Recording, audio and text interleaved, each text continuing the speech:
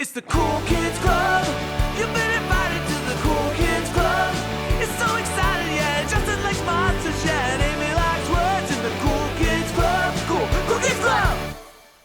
Hey, everybody, and welcome to the Cool Kids Club podcast, episode number 34. Whoa. I am one of America's favorite siblings, and you can't have siblings. You can't have a single sibling, right? Yeah, that's right. You gotta have at least two. So the other half of America's favorite siblings is, of course, as always, here with me right now. That's right. I'm right here. What's your name? Tell the people. I'm Justin. Who you? Amy. Oh shit. Oh, hey guys. shit. Hey guys. It's us. We're back.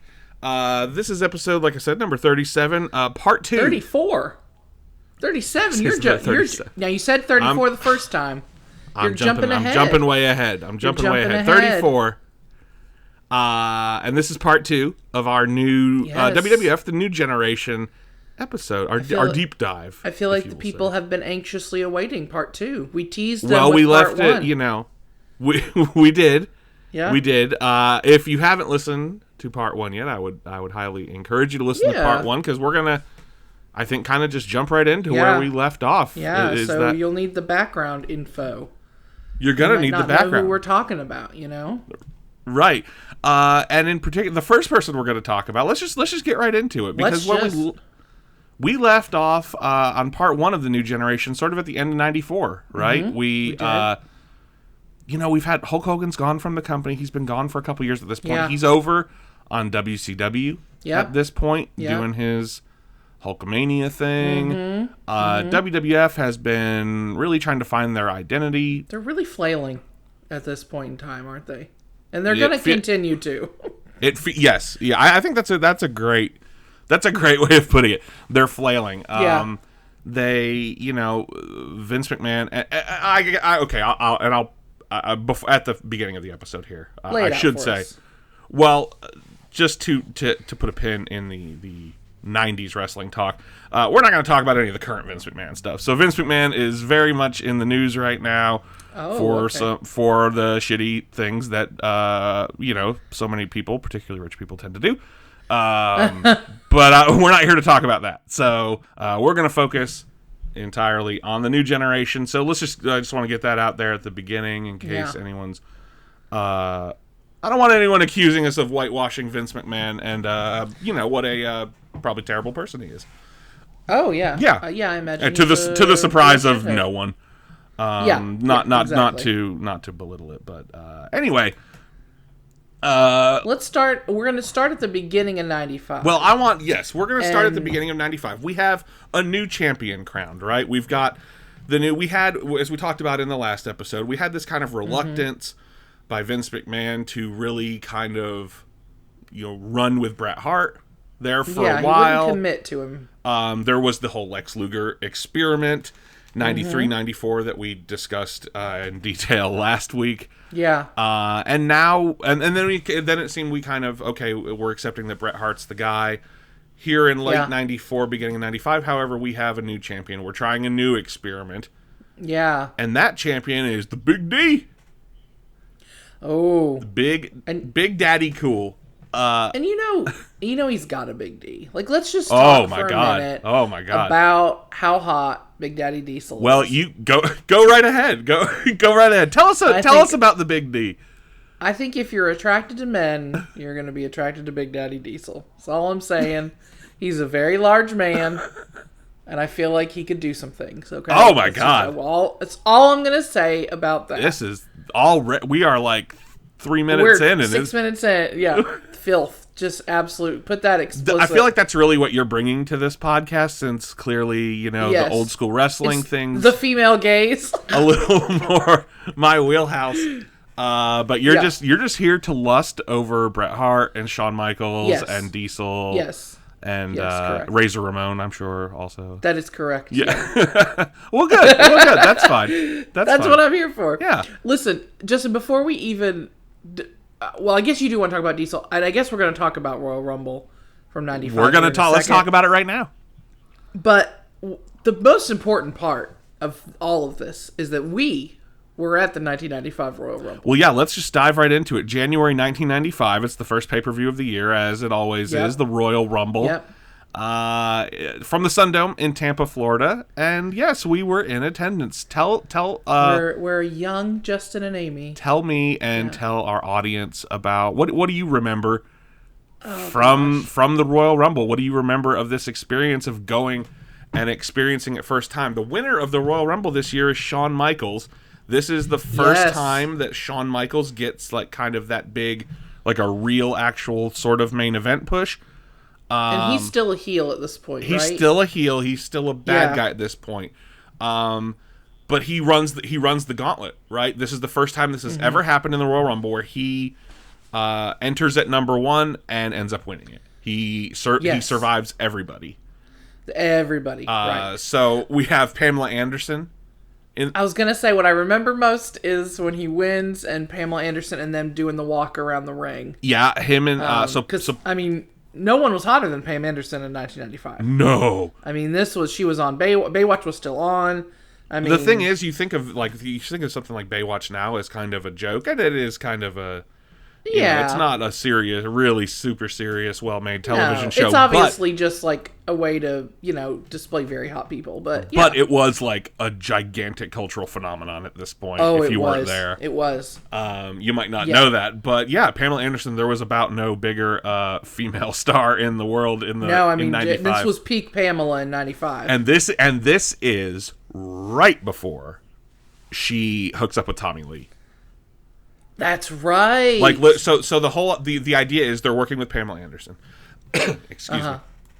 She's like the celebrity. Well, she's the celebrity thing, and she's the celebrity appearance, and she is going to accompany, because the winner of the Royal Rumble gets a championship match at WrestleMania. She is then going to accompany the winner of the Rumble to WrestleMania in their championship match. Right. So she comes out and watches the entire Rumble match from ringside. Shawn Michaels wins. Right. And then we get some Pamela Anderson, and we'll have some more of that. But I digress. Tell me what you remember. And maybe I'm wrong. I feel like my memory, she had like a really long, like slinky, maybe like a silver dress. I mean, I know there's footage of it, but for some reason she has like a black and white dress on. Black and white dress. Okay. Yes. Okay. She looks fairly uncomfortable. Like in the dress or at the wrestling match? At the wrestling match. No, I don't think Pamela Anderson's ever looked uncomfortable phically. No. As best I can tell. She always looks pretty comfy. Pretty comfy. You know what? I actually really love Pamela Anderson as a person. I've got nothing against Pam Anderson. No, nothing. But yeah, we were at 1995 Royal Rumble, and I know we've talked about before how we would go to house shows, Our parents, our dad particularly enjoyed wrestling, and I think Mom enjoyed, she enjoyed that we liked it, and she enjoyed, kind of the goofiness. Well, it kind of became a family thing for us to do, and back in the early 90s, the product was very family-friendly. Yes. And us living in an area where not only a lot of wrestlers actually lived in Central Florida, but of course they ran shows down there all the time. So we did. So it was kind of, especially those house shows were a pretty budget friendly, family outing, to go and take everybody to. Sure. Now I recall this wasn't the Royal Rumble, but sidebar. I don't know if you recall. And I don't remember exactly off the top of my head. I'll have to look up the pictures, which I have, and I'm going to scan and post several of on social media. You're definitely putting those on social media. Cool Kids Club Pod, Instagram and Twitter. Yeah. Go follow us. That we were maybe second row, I want to say, on the floor. This was a house show. This wasn't like a pay-per-view or a television or something like that. I mean, we were right there, second or third row, and and the row in front of us was George Steinbrenner. Do you remember that? No, I don't. Yeah, I have a picture of him because George Steinbrenner, I guess, lived or had a place down in Tampa. Now, at the time, he was the owner of the Yankees at that time, right? Oh, yeah. Yeah, this is 93, 94. This is when they're doing Steinbrenner on Seinfeld. On Seinfeld, that's exactly what I was thinking. Yeah, no, exactly. Oh my so, gosh. yeah, Steinbrenner was, that. My mama will remember. Oh yeah, I'm sure. I mean, I was little. I probably was like, "Who's that?" Now, just remind me, was it a house show or was it Royal Rumble when we got to meet Bret Hart? No, that was a house show. So at the Royal Rumble, we were sat up a little further. Yeah. We were kind of on that. Was that house show after Royal Rumble when we met Bret Hart? Or okay, so the 95 Royal Rumble is actually the last wrestling show we went to in Florida. Because we did move. Because we moved later that year, yeah. Yeah. So all of the other house shows that you and I attend, I'm sure this is enthralling to people knowing like the house shows that we attended 25 years ago. Those were like 93 and 94. January 95, this Royal Rumble was the last show we attended down there. So we had met Bret Hart. I want to talk about that for a minute. I mean, I know we're going back here, but you go right ahead. Tell us about your we had gone your down. Your like 7-year-old lust for the Hitman. Lord, well, we've talked about that a little bit. We were decked out, and actually, I don't know if the very first picture we ever put on our Cool Kids Club Instagram to tease the show tease that we were doing a podcast is a picture of Justin and I think we both have on Bret Hart shirts and Bret Hart sunglasses. You have your $1 Million Man WWF buddy. Is that what they were called? Wrestling buddy, yeah. Wrestling buddy. And it was either before a house show or it was before Royal Rumble. Yeah. I'm guessing probably before a house show. I recall having my wrestling ring, my Hasbro wrestling ring with all my Hasbro figures out and probably wearing some acid wash jeans, I imagine. I think you were. I just know in my mind, and maybe I've combined these memories. But I feel like when we met Bret Hart, I had on my Bret Hart shirt and my sunglasses, and I was carrying the Hasbro Bret Hart. You were.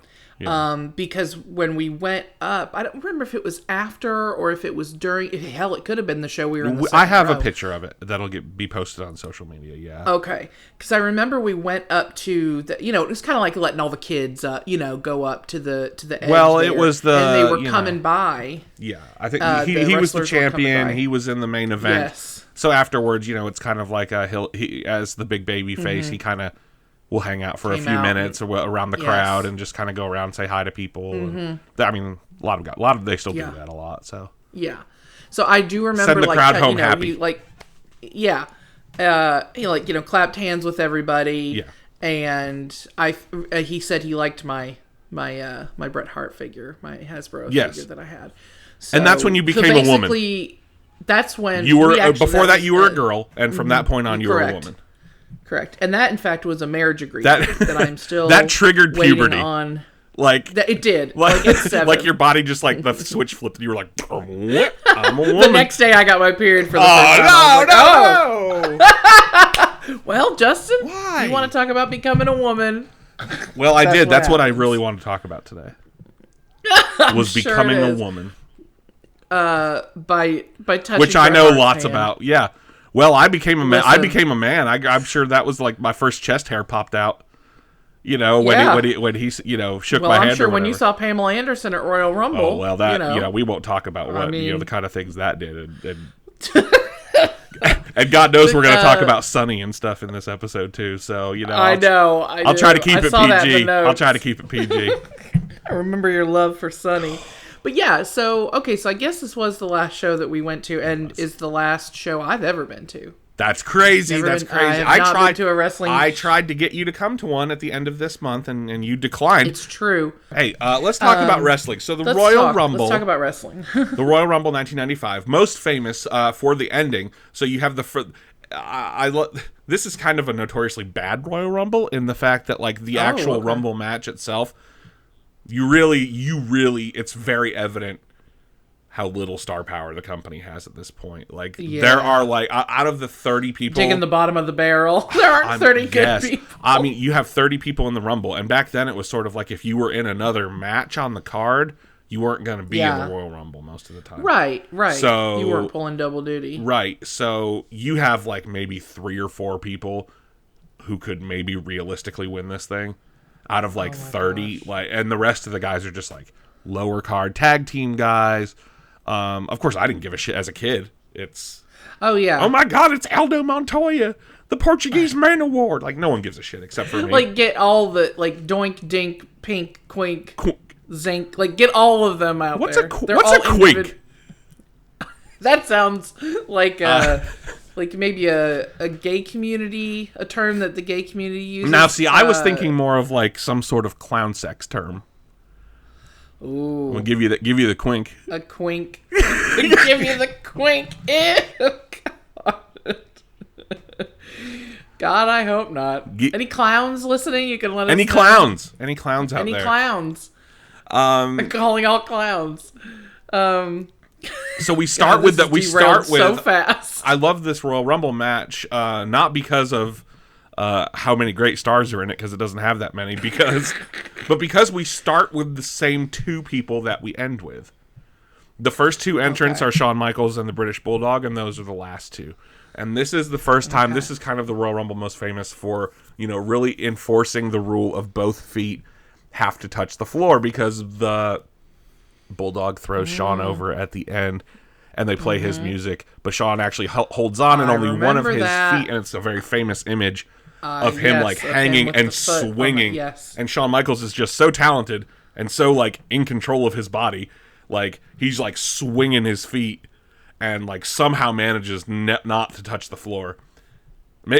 Pulls himself back into the ring and eliminates Bulldog. And we got a twist at the end. Shawn Michaels goes from 1 to 30 to win it. He gets Pam Anderson on his arm. And he's going now to WrestleMania to fight the champion. Which at the moment we also get a Bret Hart Diesel rematch with lots and lots of interference, lots of shenanigans. Though it is a very fun match. But Does Diesel hold the title there? Yeah, Big D's still your champion. So as of right now, we've got our main event for WrestleMania. We've got the Big D versus. So should Big D and should BDE, Big Dick Energy, should that be Big Diesel Energy? Like guys that you feel have big. I would love to have Big Diesel Energy, because here's the thing: Kevin Nash has never ever been good at playing a character. Diesel is just. Diesel's just maybe at the beginning he was kind of more of a character, but really Diesel's just Kevin Nash with a cooler name, I guess. Yeah, it's like a nickname. Yeah, and he's a big, tall, handsome, badass dude. He's not a great wrestler necessarily, but he's kind of a big, kick-ass dude, and the fans have really gotten behind him.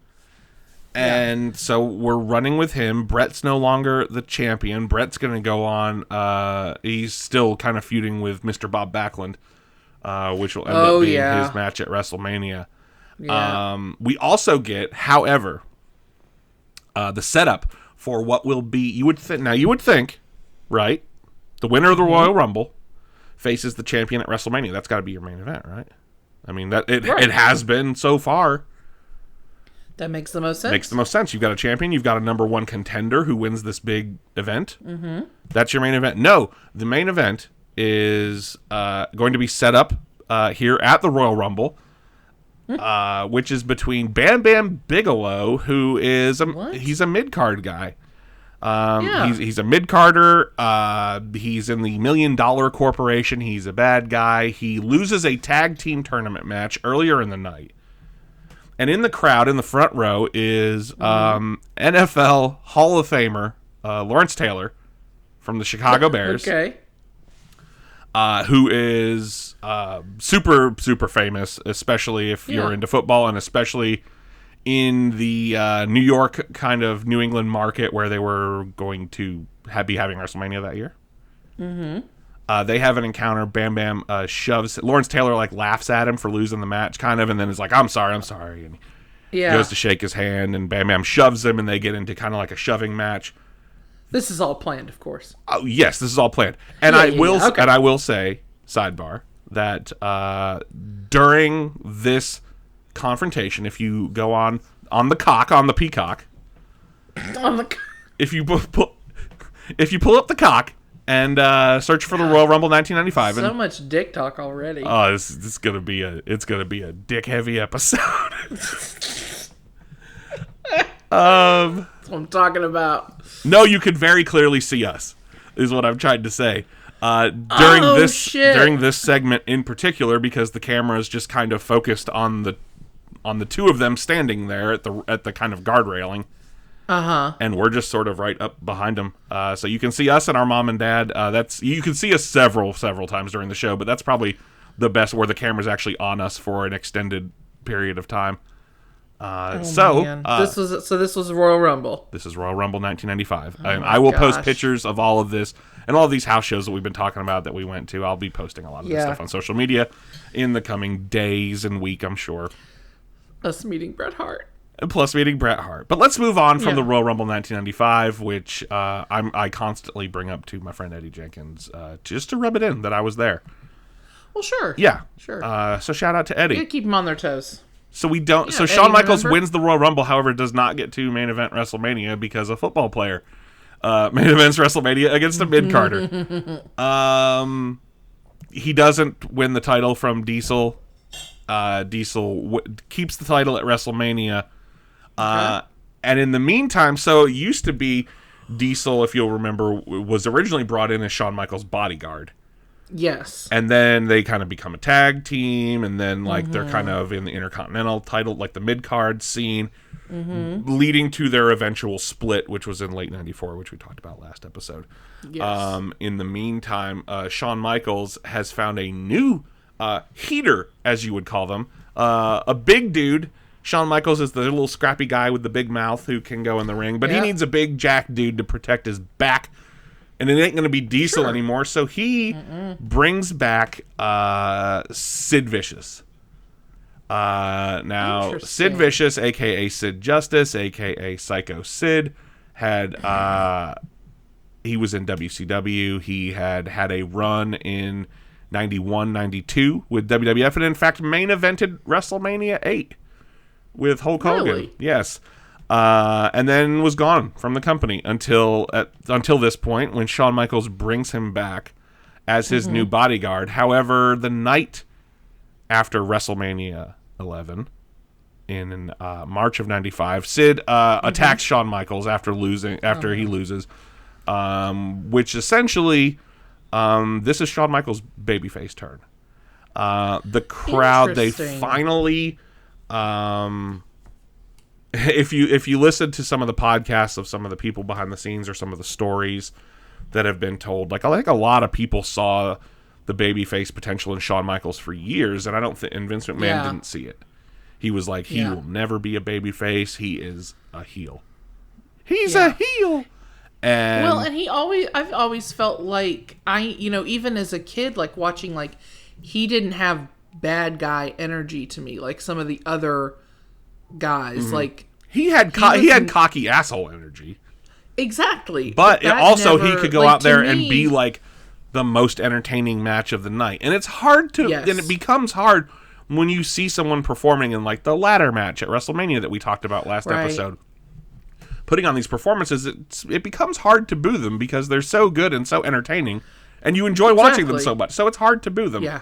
So I think this turn was coming for a long time, and finally, I think the reaction of the crowd at WrestleMania finally convinced Vince or whatever that Shawn will work as a babyface, and this is happening.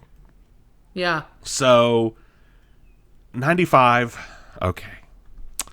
95's kind of the dregs. 95's kind of the dregs. It's generally considered maybe to be the worst year in WWF creatively. I mean, that's a matter of opinion.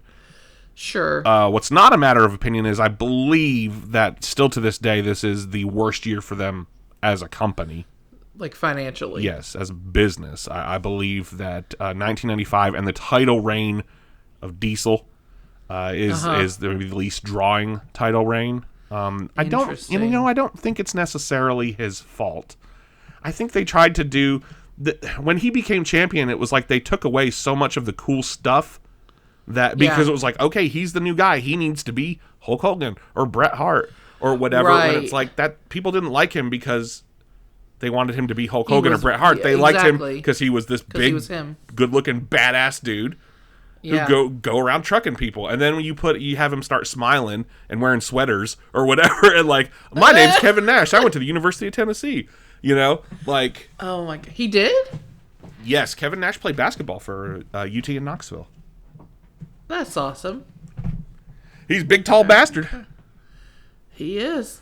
Big, tall, handsome man. He's a tall, handsome man. We of course have mounting pressure from WCW as we. Yeah, that's the thing. Is I feel like that's what makes it even worse. Is it's like you have someone nipping WWF, on your heels now. Yeah, and you're at your worst anyway. Right, and on the other channel, it's like, yes, they're all past their prime, but I mean, to the average person who might tune into wrestling or is flipping the channels and is maybe a little familiar with wrestling, they have the names you're going to be familiar with over on the other channel. They have the Hulk. They have Hulk Hogan. They have Macho Man. They have these guys, and WWF doesn't have that anymore, and they're trying to build these new stars, and it's just not going well for them. And we will see, especially from this point on, at least for the next several years, so much of the story of WWF is reactionary or something preemptive to relate to whatever WCW is doing. WCW's doing, yeah. Yes. Just a direct competition at this point. Yes, well, and we will see direct competition, certainly. The Monday Night Wars. If you're unfamiliar with the Monday Night Wars, this is the beginning of them. We're going to fast forward to September 4th, 1995. So as we talked about in the last episode, in January 93, WWF launched Monday Night Raw, which was live some weeks on Monday nights. This was their flagship show. September 1995, WCW launches Monday Nitro under the leadership of Eric Bischoff, in direct competition to Monday Night Raw. Monday Night Raw is on the USA Network at I think 8 p.m. on Monday nights. WCW launches Monday Nitro live every week on TNT 8 p.m. Monday nights, exact same time slot. Of course. Basically saying fuck you. I'm honestly surprised it took them so long. I mean, because they've been doing Raw for like 2 years at this point. I'm honestly WCW had other television. Right, but they weren't doing a live weekly show, though.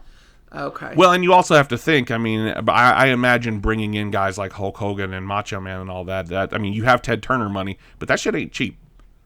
You know, I imagine there's a lot of money tied up in bringing these people in. Yeah, that's true. That's true. Another thing that happens, and we're gonna talk about Nitro a lot. But another thing that happens earlier in the year, in 1994, so the WWF had been running. We've talked about their pay-per-view schedule, which historically at this point, you'd had for a year the Royal Rumble, WrestleMania, the flagship show, SummerSlam, and Survivor Series. In 1993, King of the Ring gets added, so now we have 5. Yeah. Starting after WrestleMania in 1995 as a direct reaction to WCW doing the same, they start going to monthly pay-per-views. So we're going to have these big 5, the 5 I just listed, and then in the in-between months, they introduce a new series called In Your House. Oh, that's right. And these are the initial idea is these are going to be shorter shows. They're going to be like an hour and a half, 2-hour show. So longer than your normal Monday Night Raw. Not as long as all feature matches, all stuff that has been built on TV. But it's going to be a shorter show. It's going to be cheaper. And that's another big thing is it's going to be like, hey, this show, it's not as long, but it's only like $20 as opposed to like 30 or 40 to order it. Right. So this is a big sea change for WWF. They never went back. They still do it. Do they still do In Your House? No, they don't still do In Your House. They still do monthly pay-per-views. They do that format. Okay. Though, complete sidebar, the current NXT product a year or two ago did bring back the In Your House, and they do an event every summer called In Your House with the old old 90s graphics and love it and the set and all that. Anyway, September 95, WCW launches Monday Nitro. Now we have every week, every Monday night, 2 wrestling shows. Two shows going head to head, literally the same time frame. The first episode of WCW Monday Nitro, which takes place at the Mall of America. Oh, hell yeah. Really like an awesome setup and a kind of a really cool look. Plus you had Hulk Hogan's Pasta Mania restaurant. Oh my God. Was it in the background the whole time? I'm sure it was. Yeah, I haven't watched it in a while. No doubt. No doubt. The first episode, who makes a surprise appearance at the very end of the episode, who just walks the fuck out on TV.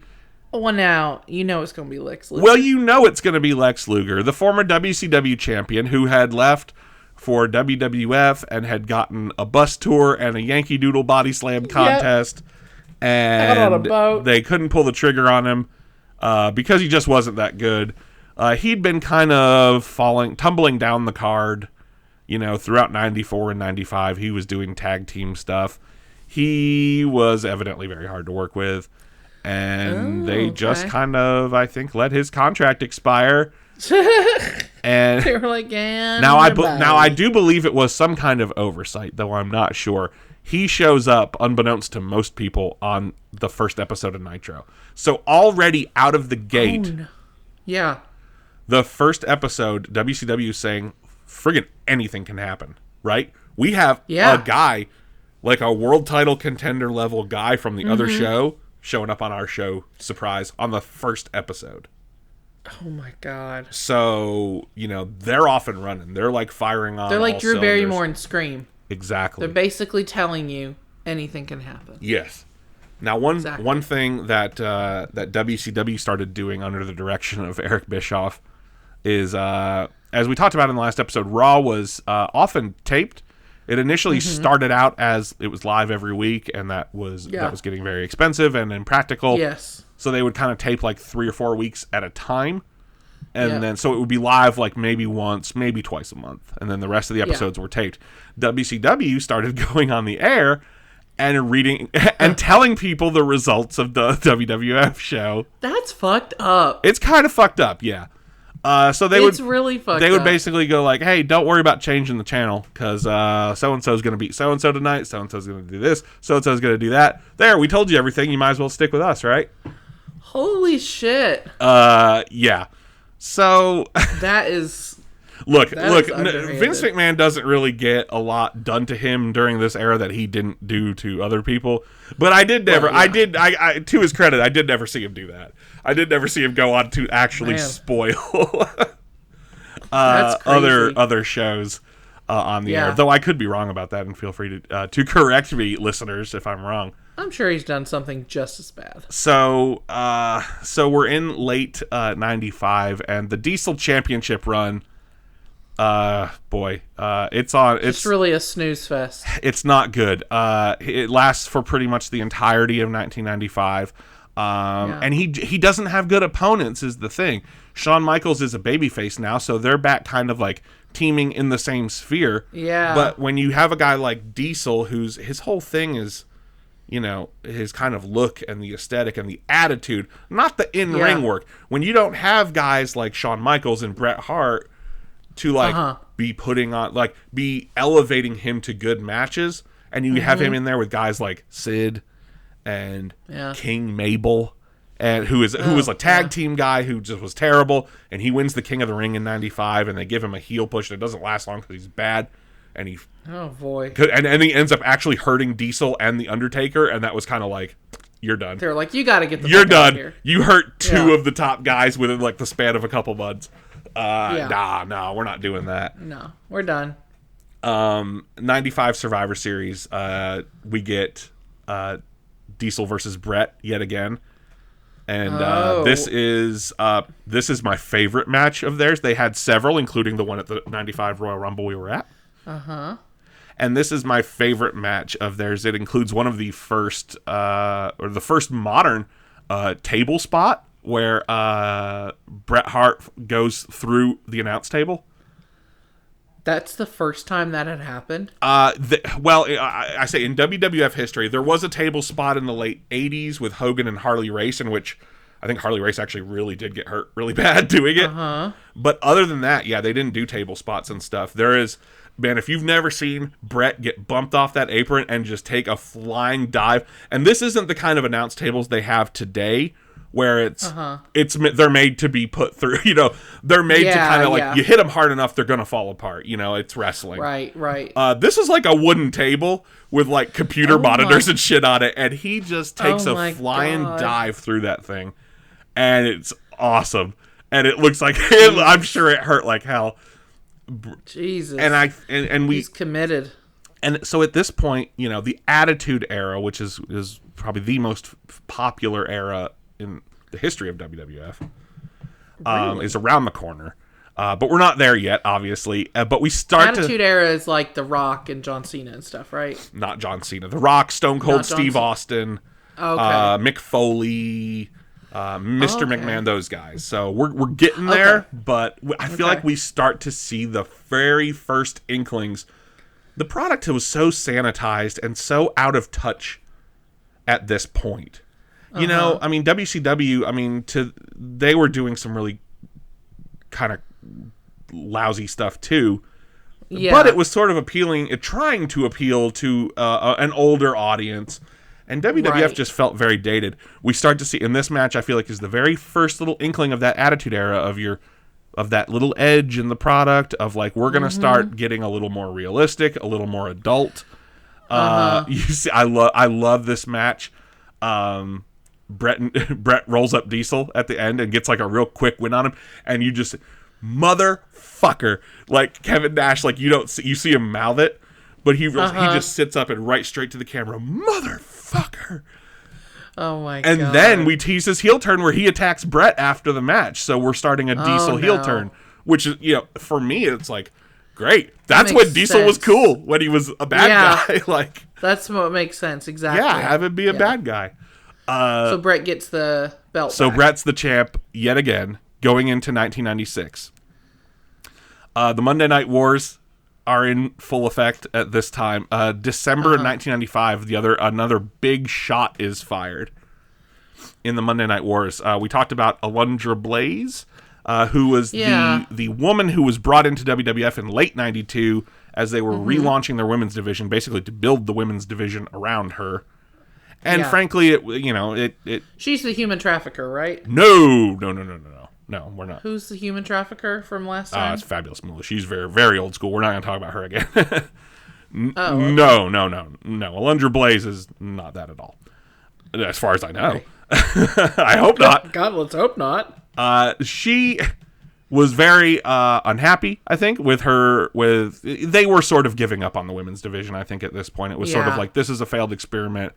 And not to excuse them, because I really don't think they took it seriously or tried as hard as they could. But also, to be fair, especially at the time, there's not a very deep talent pool of female wrestlers in the world. I mean, they're just not nearly... I mean, that's still true today. I mean, there's just not nearly as many. It's not nearly as true today as it was back then. But especially in the U.S. In Japan, it was maybe different. She's very unhappy with her company. They let her contract expire. Meanwhile, she is still the women's champion. She still has the title belt. In December of 1995, Alundra Blaze, who used to wrestle in WCW and Japan under the name Medusa, surprise, shows up on the show with the WWF Women's Championship belt and gives a little speech to the camera and shows the title and then throws it in a trash can. Can it, everyone? You too, bat dog. I am Medusa, always have been Medusa, and always will be Medusa. This is the WWF Women's Championship belt. Whoa! Wait a minute, what? Look. That indeed it is. Trash can. And that's what I think of the WWF Women's Championship belt. This is the WCW. I am now in the WCW. And they used to call me Alundra Blaze, but not anymore, because this is where the big boys play, and now this is where the big girls play. And is like, fuck this, fuck them, I'm back. Which would, yes, this was a big moment, and it would actually kind of come back to haunt the WWF later on in a year or two, which we'll see.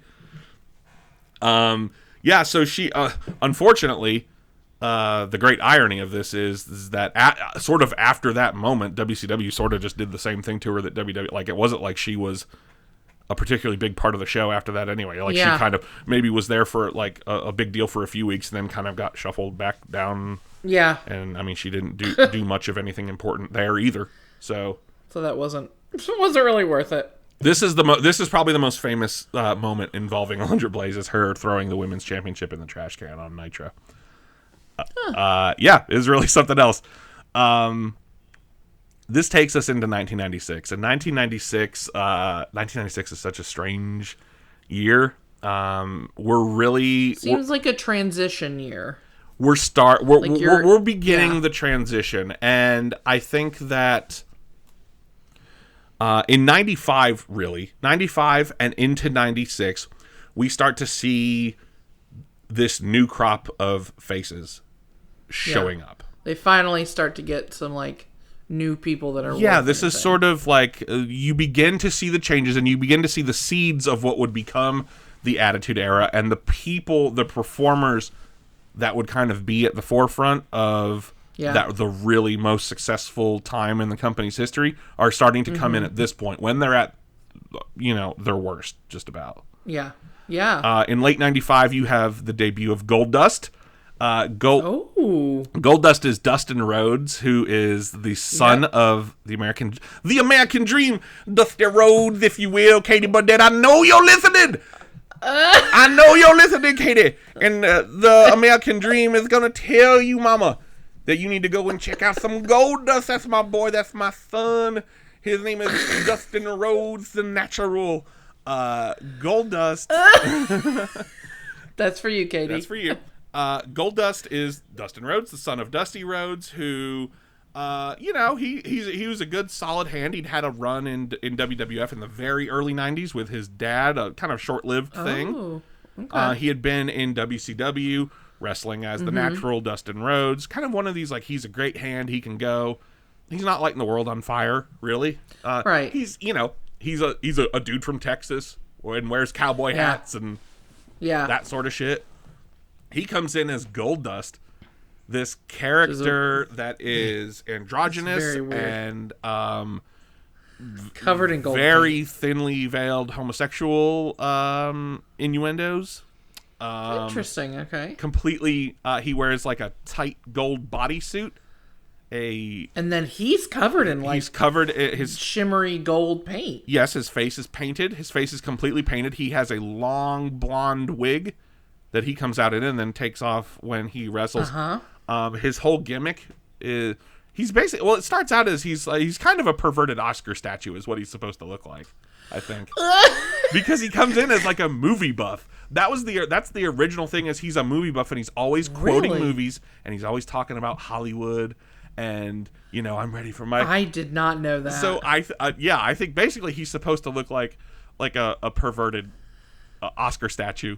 That is so weird. Completely gold, head to toe. Who would even think of that idea? That's so strange. It's very strange. Would prove to be... It's so strange because you'll have these gimmicks and characters that you look at and they fail, and it's like, who could ever make something like that work? Right. Like the Undertaker. Like, you look at the Undertaker on paper, an undead zombie mortician wizard or something. I don't know. That's so stupid. Yeah. That's not going to be like a main event type of thing, and you have a performer and stuff who actually makes it work. Yeah. Dustin Rhodes makes this work, and is one of the... He really does. He still wrestles today, not as Goldust, but he has wrestled as, within the last couple of years, he's wrestled as Goldust, and he did Goldust for a long time. He has been Goldust and various other characters for a long, long time. He's currently in AEW, and of course his brother Cody. Is he really? His brother Cody Rhodes is okay, I was about to ask, isn't there another... They're half-brothers, yes. Yeah, okay. Well, and I remember, it was such a strange thing, because I remember the original vignettes, right? They would tape these little, like... Oh my God. Promotions with him, and he had the long blonde hair, which in retrospect, like, very obviously a wig, but, like, 9-10-year-old me doesn't know. And he's doing talking at the Hollywood sign, and he's got the big feathery robe and all this stuff. And he comes out for his first match, and he pops that wig off, and he's got like short, sheared blonde hair. And I was like, "What? What? What is death. Oh my god, this is quite a look. Yeah, it's amazing. And he's going to be a big player going forward. We also get Vader arrives in the WWF, who had been under the name Big Van Vader, a former WCW champion. Yes. Big in Japan, a former New Japan Pro Wrestling champion. A little past his prime here, but he comes in with a lot of fanfare and a lot of hype. Glenn Jacobs. Glenn Jacobs, the current shithead mayor of Knox County, Tennessee, who's just a... Are you serious? Who's just a real piece of shit, who turned out to be a real piece of shit. He comes in at this time... I don't remember him as a wrestler. Well, you might recognize him more from his gimmick he would have later on, past the New Generation era, as Kane, the Undertaker's brother. Oh, okay, 100%. Okay. Yeah. So Glenn Jacobs... Okay, I just didn't know him by his name. Yeah, Glenn Jacobs comes in, and before we land on the Kane character later on, he works a couple other gimmicks, including Isaac Yankem, DDS, the evil... Oh my god, yes. The evil dentist, and another gimmicks that I'm going to hold off on for just a second, because we're going to talk about it here in just a sec. Right after WrestleMania 11, actually, Hunter Hearst Helmsley Triple H debuts the Connecticut. Yeah, he was part of the Attitude Era, right? He's about one of the bigger names they've ever had in the company, he is, well, if you're aware of current WWE at all, he is Vince McMahon's son-in-law. He's married to Stephanie. They have. Is he really? Oh, you didn't know that? Yeah. No. He is one of the higher-ranking executives in the company. He's married to Stephanie McMahon. They have several kids. He basically is a McMahon. He's part of the family. He comes in 1995 under the name Hunter Hearst Helmsley, the Connecticut Blue Blood, which was a play off his old game. This is another, and we mentioned it in the last podcast about WWF taking a lot of these undercard, lower card guys that WCW was kind of discarding to make way for Hulk Hogan and his buddies, or just they weren't happy there. Yeah. Hunter Hearst Helmsley's one of them. He was doing kind of a blue blood aristocrat gimmick in WCW, and they kind of just like tweaked it and changed it a little, and he's still sort of doing that. Is that his real name? No. Oh, okay. No, I didn't know his real name is Paul Levesque. Oh, okay. So he comes in as Hunter Hearst Helmsley, this snotty aristocrat blue blood who bows and oh yes, all that he's got the huge nose, very condescending as he does. The Ringmaster. Let's talk about the Ringmaster. The look on Amy's face tells me I don't know who the fuck the Ringmaster is, and I can't blame Amy for not knowing off the top of her head who the Ringmaster is. The Ringmaster is brought in very late 95 and early 96 as a gimmick of basically being like a technical wizard in the ring. He is the $1 Million Man is his manager, and they make him the $1 Million Champion. The Ringmaster is Steve Austin. And oh my god, Steve Austin had been in WCW for many years. He had been in a tag team, the Hollywood Blondes, with Brian Pillman, a very successful tag team. He had a very successful mid-card run as Stunning Steve Austin in WCW, had got fired while he was injured via FedEx by Eric Bischoff. Why was he fired? They basically just terminated his contract. It was one of those we don't need you here anymore. Bye-bye. Oh, wow. While he was out hurt. Goes to ECW for a year and cuts a lot of legendary promos and like shoot promos talking about WCW and Vince McMahon and Eric Bischoff and all. And is he still Stunning Steve Austin? He's just Steve Austin. Okay. Paul Heyman, who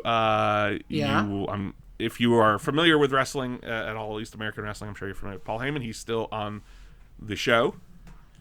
He's the founder of Extreme Championship Wrestling, which is kind of the third largest wrestling company in the company. It was still a very small company out of Philadelphia.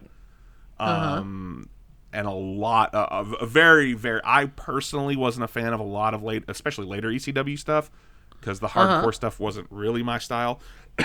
But WCW and WWF were extremely influenced in these years by ECW, and got a lot of talent from them, and a lot of the edginess and a lot of that like anti-establishment attitude of ECW would kind of come through in that attitude era. Exactly, yeah.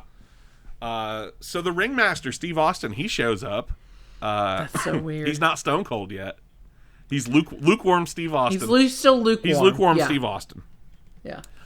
He's cooling off, but he's not there yet. The night after WrestleMania 12, which we're going to talk about in a minute, we get the debut of Mankind. Oh, shit. Mankind, so weird. Another WCW cast-off who had wrestled over there and in Japan for years as Cactus Jack. Mick Foley comes in as the Mankind gimmick and begins a feud with The Undertaker, which would be truly, in my opinion, the first great thing in wrestling that the character of The Undertaker does. Justin, I think you're forgetting when he ascended to fucking heaven. Well, that's true. That's true. Yes. And then came back to life, and it was terrifying. Yes. That's an excellent point. Yeah. So in early '96, Shawn Michaels wins the Royal Rumble again, 2 years in a row. He back-to-back Royal Rumble victories. So now, unlike the year before where he was a heel, Shawn Michaels is the underdog babyface. But who's our champion? The big babyface in the company, Bret Hart. Yeah. So this is the match that I think like hardcore fans had been wanting for a while. Like, we want Bret and Shawn. And we'd had it before, but this is like they had both leveled up at this point, and like we want Bret and Shawn. This is the match I wanted. Even like I was a Bret Hart guy, but I knew like Shawn Michaels is, you know, I mean, these are the two best. These are, I mean, there's no argument. Two best guys. These are the two best guys in the company. There's no argument about it. So we began toward our build at the Royal Rumble toward the first in years babyface versus babyface main event of WrestleMania.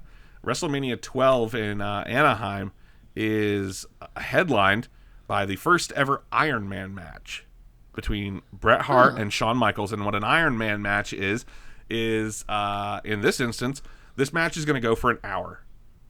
And whoever has the most number of falls in that hour wins. Mm-hmm. So if you pin or submit someone, that doesn't mean the match is over. You have to wrestle for an hour. Oh my gosh. So this is so some people don't care for this match as much. I don't get this match is incredible.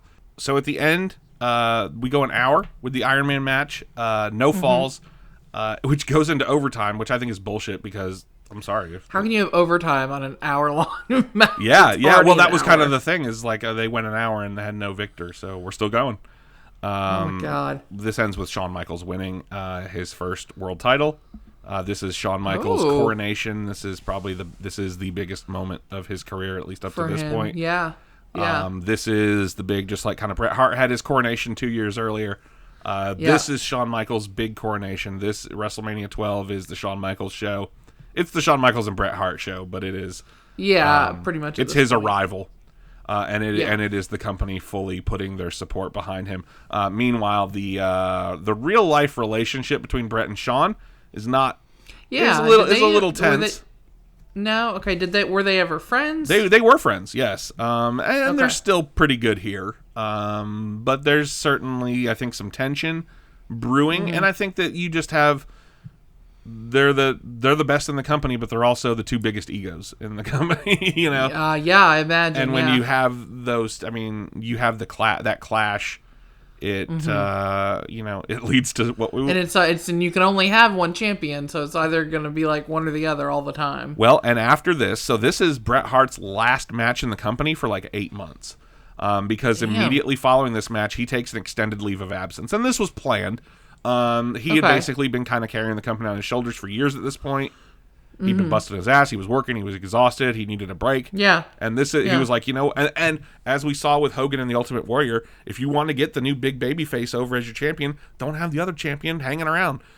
Like, right. Exactly. Yeah. If we're gonna build, if Shawn Michaels is gonna be, if we need him to be our new main event guy, don't have the other guy hanging around, at least initially.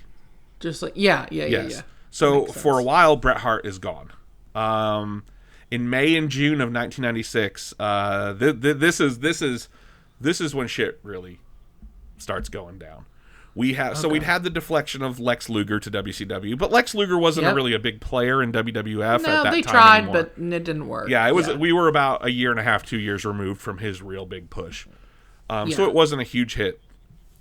In May, Razor Ramon, Scott Hall, leaves the company. And he gets an offer from Eric Bischoff over at WCW. Says, essentially, they're offering me a guaranteed contract. I'm going to be working less dates. I'm going to be making more money. He tells Vince McMahon, look, I don't want to go. Match what they're going to... match what they're doing, and I'll stay. Yeah. And Vince is like, I can't. And so he goes, and he's one of your most popular baby faces. And then and then a couple weeks after that, takes with him Big Daddy Cool. So the guy who was your world champion not 6 months before leaves the company in May of 1996 for your competitor. In May and June 96, Diesel and Razor Ramon, going under their real names, Kevin Nash and Scott Hall, appear on WCW Monday Nitro. It is one of the most famous moments in wrestling history, and this is the impetus. Really? This is the impetus of the most successful run of American wrestling in the history of the United States. Basically, is Scott Hall showing up on WCW programming. He doesn't call himself Razor Ramon. He comes out through the crowd, right, in street clothes. And he's like, and he cuts this famous promo. He's like, he doesn't say WWF. He doesn't say Razor Ramon. He comes out and he's like, you know who I am, and you know where I came from, and and the implication being, the WWF is declaring war on WCW. This isn't supposed to be happening. We're interrupting your show. Of course, that's not the case. He actually was contracted with WCW. Exactly.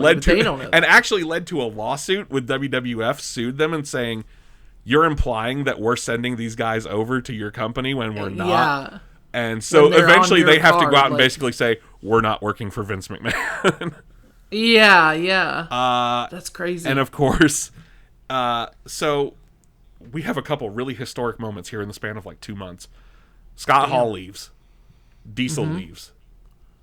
They show up at WCW. The last night of both of them in the house, in the company, I'm sorry, is a big show at Madison Square Garden, in which the Clique, the backstage group of friends, which consisted of Shawn Michaels, Scott Hall, Razor Ramon, Diesel, Kevin Nash, Hunter Hearst Helmsley, at this point, who was kind of the newbie. They break kayfabe in the middle of the ring after the show. This isn't televised, but there is video of it from the crowd. Yeah. It's called the curtain call incident. They basically go against script after the main event in Madison Square Garden. 2 of these guys are supposed to be baby faces. 2 of them are supposed to be heels. We don't acknowledge on TV that they're all actually friends behind the scenes. Of course, yeah. They get in the ring together, break kayfabe. This is Razor and Diesel saying goodbye. This is Shawn and Hunter saying goodbye to their friends. And they all hug in the middle of the ring and get on the 4 corners. Meanwhile, in the back, they're freaking the fuck out because this isn't supposed to be happening. What are you assholes doing? Yeah. And then Scott Hall and Kevin Nash are out of there. Oh, that's kind of sad. In July, over on WCW, they have a big match scheduled for their Bash at the Beach '96 event, which is Scott Hall and Kevin Nash saying we're going to have a third man in this big match, and you put up your best guys, which in this case is Macho Man, Sting, and Lex Luger. And who's the third man going to be? Well, this is the biggest heel turn in the history of professional wrestling. The third man, if you were living under a rock in '96 or you don't know, is Hulk Hogan. And this is Hulk Hogan's finally. He turns heel. And this is the formation of the New World Order, which would take the NWO. I was wondering when we were going to get there. This is it. This is the beginning. Summer of '96 is the beginning of the New World Order with the original 3, Scott Hall, Kevin Nash, and Hulk Hogan. And this is the thing that takes WCW into the stratosphere. This is the storyline that takes them, that leads to them becoming the most watched, the most successful wrestling company in the country. Yeah. They are consistently defeating WWF in the ratings at this point. Damn. WWF has lost two of their biggest stars, two of their biggest homegrown stars.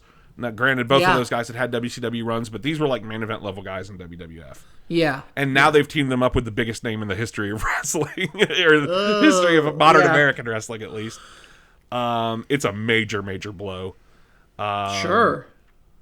Going back to the curtain call incident, you had these four guys involved, and they're pissed off, right? The backstage is pissed off. Fuck you guys for doing that. Well, we can't punish Kevin Nash and Scott Hall because they don't work here anymore. We can't really punish Shawn too much because he's our world champion. Yeah. So Hunter Hearst Helmsley, the guy who's been here like a year, fuck you. You're getting punished. You're taking the shit for this. The original plan is that Hunter Hearst Helmsley's going to win the King of the Ring tournament this summer. And we're going with him. He's going to be like, you can always sort of tell what their plans. Like, whoever's winning the King of the Ring is going to have a big story. Who are they focusing on a lot? Yeah, who are they building? It's originally supposed to be Hunter Hearst Helmsley. Because of the curtain call incident, they change plans and take it away from him, and they basically delay his push for like another year. That sucks. However, due to them taking Hunter Hearst Helmsley out of the King of the Ring, the new plan is the winner of the match is going to be the guy who's shedding the Ringmaster name, Steve Austin. In the finals of the King of the Ring tournament, is he finally ready? Is he finally cold? He's cooling down and heating, and he's cooling down and heating up, if that makes sense. He's chilling, yeah. Jake the Snake Roberts, it makes total sense. Jake the Snake Roberts, who had come back and is kind of doing a redemption arc of him overcoming his addictions. But he's sort of doing this redemption angle where he's like a born again Christian, which it was not. I mean, not so much an angle as it was it was really him. Okay. And he cuts promos with, he's like Bible verses and how he's overcoming his addictions and all of this stuff, which was all real life stuff. Real life stuff. Okay. Steve Austin beats him in the finals of the King of the Ring and goes up and cuts what will become one of the most famous promos ever in WWF, in which he essentially says, you come out here and you quote your scripture and your John 3:16. Well, Austin 3:16 says, I just whipped your ass. And that's the spark. Starting the next night on Raw, you start seeing Austin 3:16 signs in the crowd. The fourth prestigious King of the Ring, Stone Cold Steve Austin, an incredible victory. The first thing I want to be done is to get that piece of crap out of my ring. Don't just get him out of the ring, get him out of the WWF. Because I've proved, son, without a shadow of a doubt, you ain't got what it takes anymore. You sit there and you thump your Bible and you say your prayers, and it didn't get you anywhere. Talk about your Psalms, talk about John 3:16. Austin 3:16 says, I just whipped your ass. Come on, that's not necessary. All he's got to do is go buy him a cheap bottle of Thunderbird and try to dig back some of that courage he had in his prime. Yep. And this is, he's a big, like, they're like, okay, this is going to be a big heel going forward. This is, it was going to be Hunter Hearst Helmsley. It's going to be this guy. He cuts this promo, and this is the beginning of it. So now we're in 96. We got Mankind and The Undertaker. Paul Bearer turns heel on The Undertaker at SummerSlam and splits and goes with Mankind. So we've got the Mankind Undertaker thing going on. We've got Steve Austin, who is getting chilly. Getting chilly up in here. We've got Shawn Michaels as the champion, and he's feuding with a British Bulldog. He's feuding with Vader. He's feuding with Sid, of course. He's feuding with Mankind, kind of like in a shorter thing. You do have here's a really weird little footnote in 1996. During the summer of 1996, who shows back up in the company? What old face shows back up in the fucking company? The Ultimate Warrior. You've got to be kidding me. The Ultimate fucking Warrior, who had been fired twice. Twice at this point. Crazy. Shows back up with this monster push, and they're doing this comic, and I still have a copy of the comic book. And oh my god. He comes. He returns at WrestleMania 12, the same show as the Iron Man match. and beats Hunter Hearst Helmsley in like 10 seconds. No sells his finisher and beats him. And then decides he's going to be the Ultimate Warrior and be just a big piece of shit and start no-showing stuff. And after like 2 months, they fire him again. Yep. That sounds about right. It sounds about right. We also have, before we wrap up 96 and get into my favorite year of wrestling ever. We also have the arrival of Brian Pillman. Brian Pillman is Steve Austin's former partner in the Hollywood Blondes. He had also had a successful singles run in WCW as well as ECW. And basically, I love this story. So, Eric Bischoff, the guy who was in control of WCW at the time, concocted this scheme with Brian Pillman where it's like, we're gonna work everybody, like because we have this like working relationship sort of with ECW. We want to do this storyline where Brian Pillman quote unquote quits WCW, shows up on ECW and all this. Brian Pillman convinces Eric Bischoff. He's like, the way to make it real, the way to really work people is actually fire me. Like, actually fire me, and I'll go down there, and we're still doing this storyline. But in order to make it real, you have to actually fire me. So Eric Bischoff's like, okay, all right. So he actually fires him, and then Brian Pillman's like, psych, I'm going to WWF. Oh my god. Yeah, he does go to ECW, and then it's like, oh yeah, I'm not coming back. Yeah, no, see you later. So he basically cons Eric Bischoff into letting him out of his contract. That's so funny. He shows up on WWF TV playing his kind of character that he was playing in WCW, which is the loose cannon is his sort of like nickname. So talk about inklings of the Attitude Era. We get a really famous angle, and I remember watching this live, and it was wild. Really? It's known in retrospect as Pillman's Got a Gun. Oh God! So we're doing a storyline with Steve Austin and Brian Pillman, former tag team partners, former best friends. In real life, Brian Pillman had been in a motorcycle accident and had broken his leg really bad, which had kind of delayed his arrival and all that. We're doing a storyline where Steve Austin like breaks his leg again, quote unquote. Not for real, so he's laid up. And so there's an episode of Raw in late '96 where they're basically at Brian Pillman's house. Like the camera crew and then interviewer like at Brian Pillman's house. Steve Austin has basically been like, I'm going to come to your fucking house. Like, this isn't a wrestling thing anymore. Like, I'm not going to wait for you to show up at the ring. I'm going to come to where you live, and I'm going to kick your ass. I'm going to keep kicking your ass. So they're at Brian Pillman's house with Brian Pillman's real-life wife. Oh, Jesus. And Pillman pulls a gun. Like, a 9mm. And so... Did they plan this? Oh, yes, yeah. Okay. Yeah, this is a storyline. So it basically is Steve Austin showing up at his house, fucking like assaulting the security guards outside that they had hired to like keep him out, busting in through the window. I kind of remember this. And now Brian Pillman aiming a gun at him before like the camera like cuts the static. And, like it's basically like it's implied that he's actually going to murder him. It's amazing. I think I remember this now. It's amazing. It's amazing. Oh my God! Meanwhile, we get the return in late '96 of Bret Hart. Bret Hart's back. I was gonna say he comes back. And fight. He returns at the Survivor Series to fight the guy who has been calling him out while he's been gone, which is Stone Cold Steve Austin. And they have an amazing match at Survivor Series. During Bret's absence, there was a lot of real life speculation of his Bret going to WCW. I would imagine. There was an offer.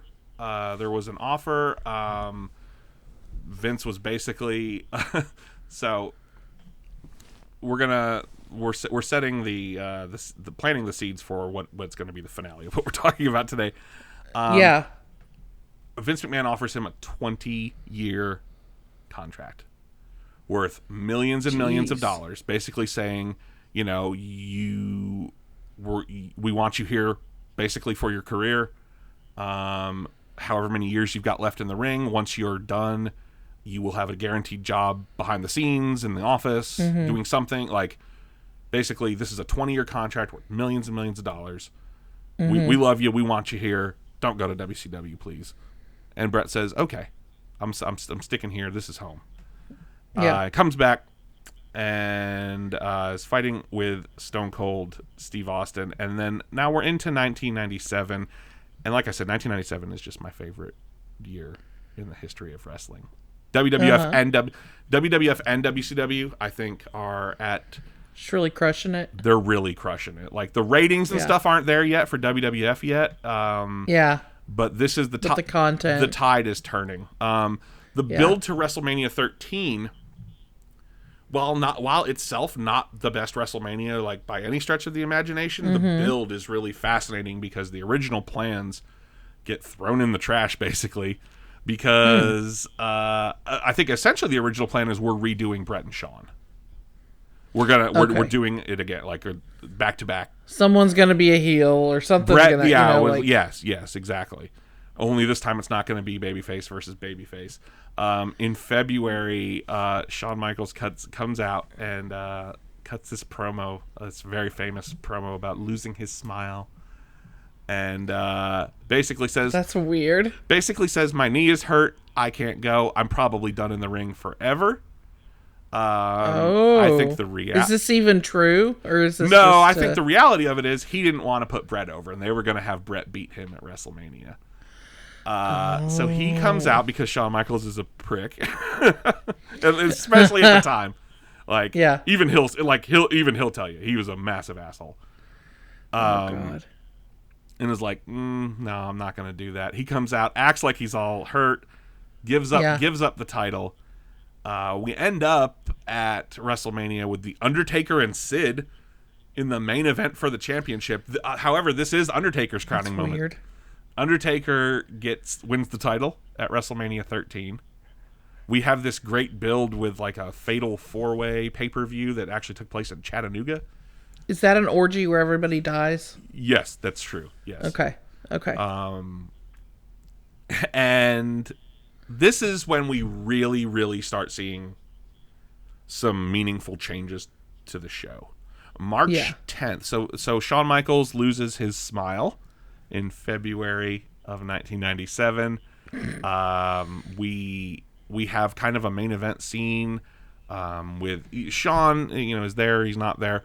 Bret Hart, Stone Cold is kind of on that level now, but we're not, he's not won the championship yet. The Undertaker's involved. Psycho Sid is involved. Vader's involved. So it's just great. There's a lot of moving pieces. These storylines are all kind of working together. March 10th, they changed the entire branding of the show. They changed the entire look of Raw. Oh. They changed the name of the show. It's no longer Monday Night Raw. It's Raw is War.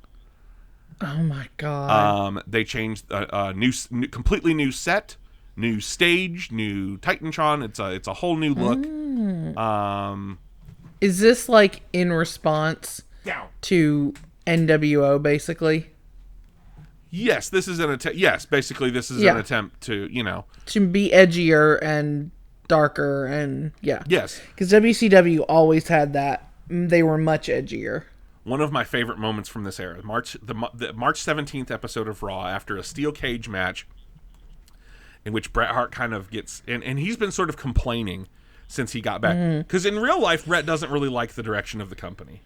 He doesn't like the language. He doesn't like the sexuality we're getting with characters like... we haven't talked about Sonny and Sable and all that too much. But, you have that element of sex that's kind of creeping into the product. You have a more violent, a more language...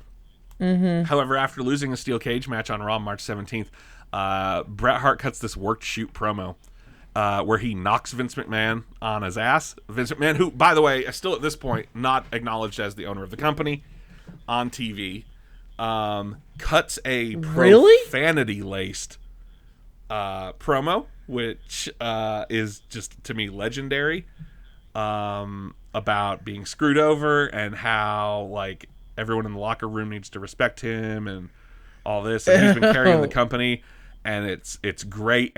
Whoa! Frustrated isn't the goddamn word for it. This is bullshit. Oh, we apologize, ladies and gentlemen. Screw me. Everybody screws me, and nobody does a goddamn thing about it. Nobody in the building cares. Nobody in the dressing room cares. So much goddamn injustice around here. I've had it up to here. We apologize, ladies and gentlemen. Everybody knows it. I know it. Everybody knows it. I should be the World Wrestling Federation champion. Get him out of the ring. And what we're doing is we're teasing a heel turn. So we got a Hulk Hogan heel turn over on the other 100%. channel last year. Yeah. Mm-hmm. But in one of my favorite matches of all time, and I've said that a couple times, but so many of my favorite matches involve Bret Hart and are from this span of time here. WrestleMania 13, which isn't a particularly great show, a particularly great WrestleMania, but we have a submission match. Bret Hart versus Stone Cold Steve Austin. Who is not Stone Cold being not a submission wrestler at all. It's the storytelling in this is so good, and they execute what is known as a double turn, and they did it masterfully. You have Ken Shamrock, who is a UFC fighter at the time, as like an enforcer. Sorry, go ahead. I was just so by double turn, you mean Bret is turning heel and Stone Cold is turning babyface? That's exactly what I mean. Yes. So the match starts. You know, they come out and Bret's kind of getting cheered, but he's also kind of getting booed because they're going like he's whining and he's this and that because he can't. You know, he's just pissed because he keeps getting beaten. He's not the most popular. He's not one he's whatever. not the only guy at the top of the mountain anymore, and which is also some truth to that too. Yeah. And Stone Cold, who's still a heel at this point, by the end of the match, Bret is booed out of the building, is flipping the fans off, and Steve Austin gets a standing ovation by the end of the match. Was Bret Hart on board with this? Oh, totally. Yeah. Like really? Yeah, let's do it. Yeah. And this is I feel like great for him. And this honestly is, as a character, my favorite work Bret Hart ever did. Okay. My favorite work. It was him as a heel in 1997. Seriously, this match is amazing. It's the really, if you've ever seen, it's the origin of the really iconic image of Stone Cold Steve Austin, who had been busted open earlier in the match, and he's bleeding from the head. In the sharpshooter, in Bret Hart's finisher, gushing blood. And he's, reaching out and he's screaming and all of this and this amazing storyline. He basically, the match ends with him passing out. He never submits. So, and then Bret starts attacking him after the match. So it's like, not only, is Bret a cowardly asshole for, attacking him after the match and doing all this, but Stone Cold Steve Austin is so tough that despite losing like a ton of blood and being in immense pain, he never quit. He lost consciousness. He had to pass out first. So now we've got a double turn. Now we have a heel Bret Hart and a babyface Stone Cold Steve Austin, and it's masterfully done. And I think it's one of my favorite storytelling things the WWF have ever done, especially single night storytelling. Yeah, this is great stuff. Later in the card, Undertaker defeats Sid. This is Undertaker's first real world title reign. He'd had a brief 1 week one back in the Hogan days. Yeah. Out of this, Bret Hart forms the Hart Foundation. One of my favorite stables of all time, maybe my favorite stable of all time. The Hart Foundation name was the group, that was the name of his old tag team back in the Golden Age Hulk Hogan days with Jim the Anvil Neidhart. We get we get a reunion of Bret and Owen after having feuded for 3 years, basically. Yeah. We get this great moment on Raw. Owen, who's teaming with the British Bulldog, who is also Bret Hart's brother-in-law. Where Bret Hart basically the British Bulldog is his brother-in-law? Yes. Yeah. British Bulldog was married to Bret's sister. Are they still married? British Bulldog's dead, so no. Oh, I didn't know that. R.I.P. The only R.I.P. BB. The Hart Foundation, the group of the Hart Foundation consists of Bret Hart, Owen Hart, the British Bulldog, a returning Jim the Anvil Neidhart, and Brian Pillman, who had a lot of connections to the family. The only member of that group that's still alive is Bret. They have all since passed. Oh, wow. Yeah. Oh, so that's a big turn then for Pillman. I mean, I know you had the whole gun thing, but yes, and basically they use he still hates Austin, and the Hart Foundation's feuding with Austin. Yeah. He has lots of connections to the Hart family. So he's kind of the fifth member. And there's this great, honestly, the summer of 2007 from WrestleMania on is just this really great interconnecting stories. You have just so many characters going on. You have the Hart Foundation going on. You have the Nation of Domination, which is sort of a it's almost like a Black Panther type of thing. It might not Oh my God. fly today, but basically a group of militant African Americans. Oh boy. And this would be how we would. So in backing up just slightly at the Survivor Series in 1996, we get the debut of a smiley baby face with a goofy outfit and a big mop of floppy hair named Rocky Maivia. And he, gets pushed pretty early on in 2006. The crowd starts turning on him, and they're chanting "Die Rocky, die!" And basically, the crowd is wanting an edgier product, and he's being presented as this like white meat, like smiley, like "Hey guys, I'm just happy to be here. My dad was a wrestler, and my grandpa was a wrestler, and I'm happy to be here." Yeah. And then the crowd's just like, just not having it. Get the fuck out of here. We don't have time for you. Get the fuck out of here. So he gets injured and is gone for a little while, comes back and turns heel and joins the Nation of Domination and starts calling himself The Rock. So interesting. Yes, so now in the summer of 2007, not only do we have all this other stuff going on, but we have the origins of The Rock character. He's no longer Rocky Maivia. He's no longer smiley babyface. We're starting to see the character of The Rock created. Do you start to smell what he's cooking a little bit? You get a little whiff of what he's cooking. And you're like, what was that? Like, it's simmering. It goes away on the wind. It's simmering. Yeah. Yeah. It's not quite to a boil. Yes. So it's just a really great. We also have the beginnings of. So Paul Bearer had turned on the Undertaker the year previously. We get the beginnings. I want to hear a Paul Bearer turn in. I want to hear I want to hear your impression. We get the inklings. Basically, during the summer of '97, Paul Bearer comes out and they start this storyline where it's like, "Hey, Undertaker, I protected you for so long, and you think you're so great, but these people don't know who you really are. I know who you really are.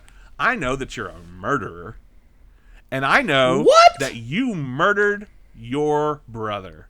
I know that you murdered your family. You're a murderer. These people love you because they don't know who you are."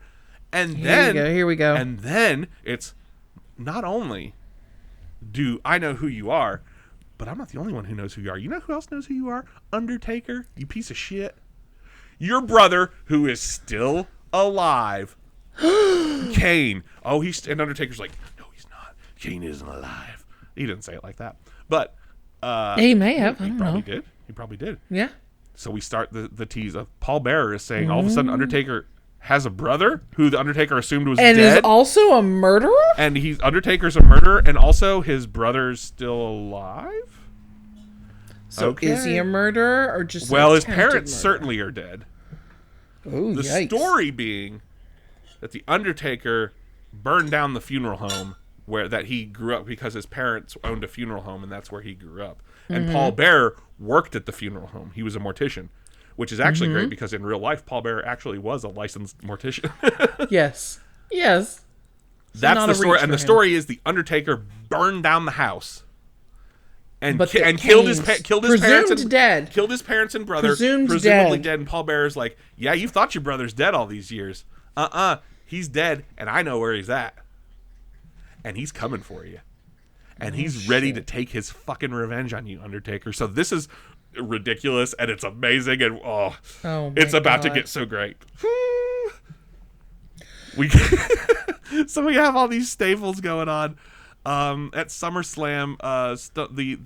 The incredible run Stone Cold Steve Austin is on gets a real roadblock thrown up where Owen Hart inadvertently drops him right on top of his head and breaks his neck. Oh shit. And it's an incredibly severe injury. It is very hard to watch, and it is. And basically, this was the thing that he never really fully recovered, and had to retire when he did, essentially because of the effects of him breaking his neck at SummerSlam here. Really? Yes, it's almost very bad. Like, he's very lucky that he wasn't paralyzed. Was Owen doing something wrong? Yes, Owen did a pile driver, and his Stone Cold's head was too low, and he did kind of a sit down pile driver with a normal pile driver like he was doing in the position. You go to your knees. Yeah. So your knees and are he taking impact, sat on his but he butt. went to his butt, and his head was too low, so his head just compressed. Oh my God! He manages to do the worst roll up in the history of wrestling, and end the match with a broken neck. Can't stand up on his own. I mean, yeah, it's incredible that it's hard to watch. That's terrifying. I could not watch that. It's very, very scary. Meanwhile, the backstage relationship between Bret Hart and Shawn Michaels is not going great. Yeah, they really, really don't like each other. There is a backstage brawl at one point that breaks out at a television taping, like a real actual fight.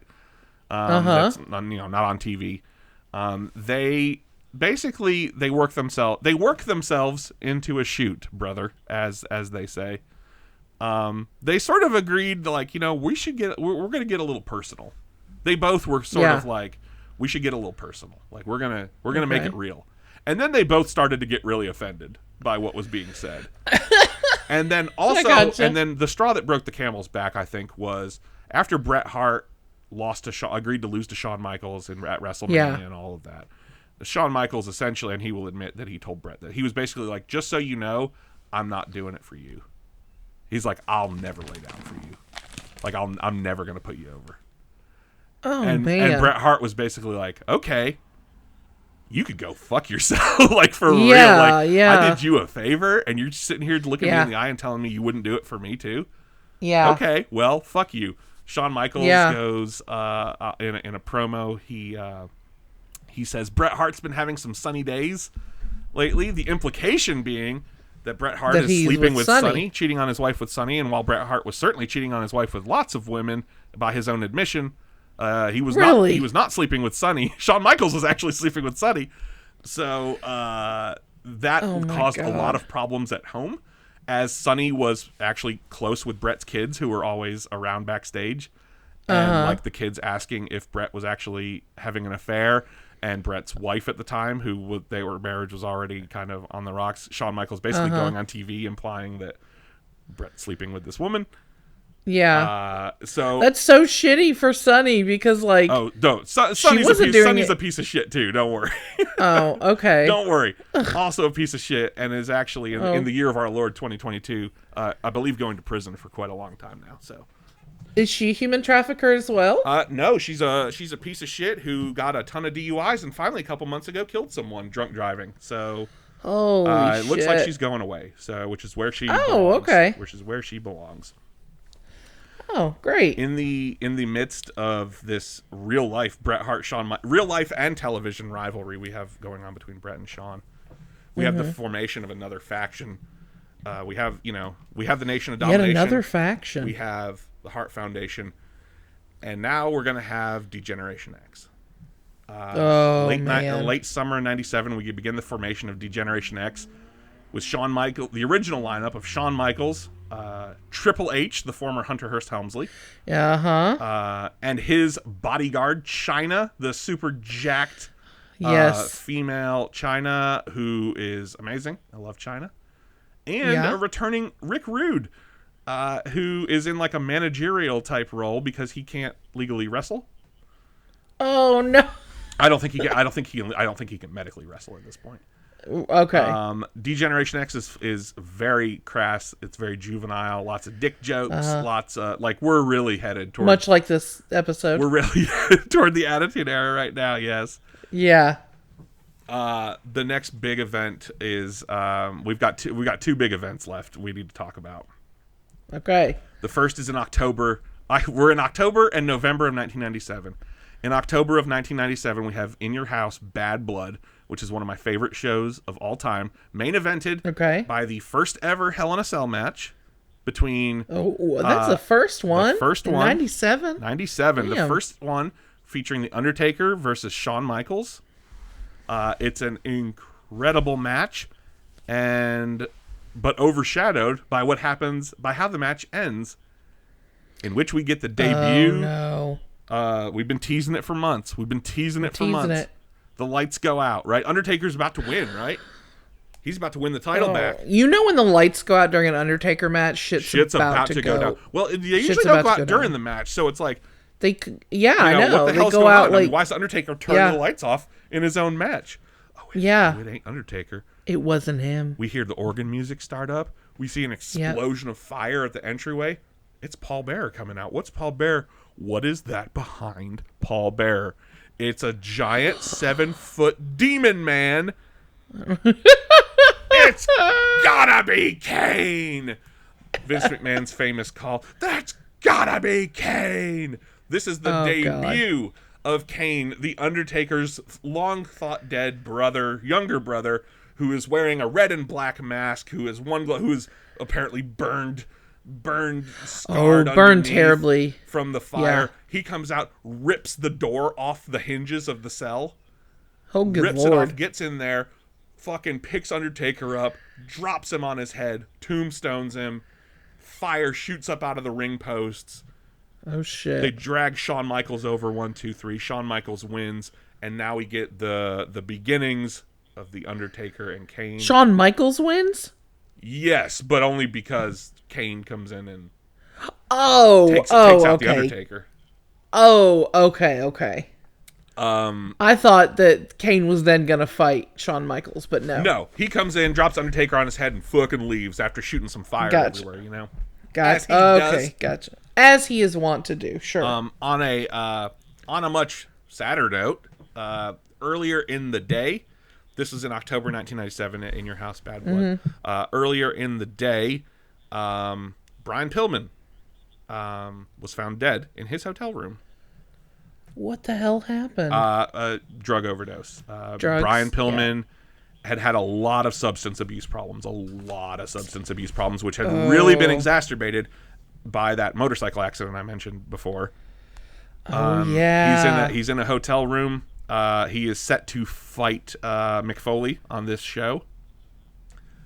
And it doesn't happen. On this show? Oh, man. And that morning. So do they talk about it in the show? Like, did they... They mention it at the beginning. Yes, they do. Oh, man. Mick Foley, we should also mention, we're starting to get the creation of the 3 faces of Foley.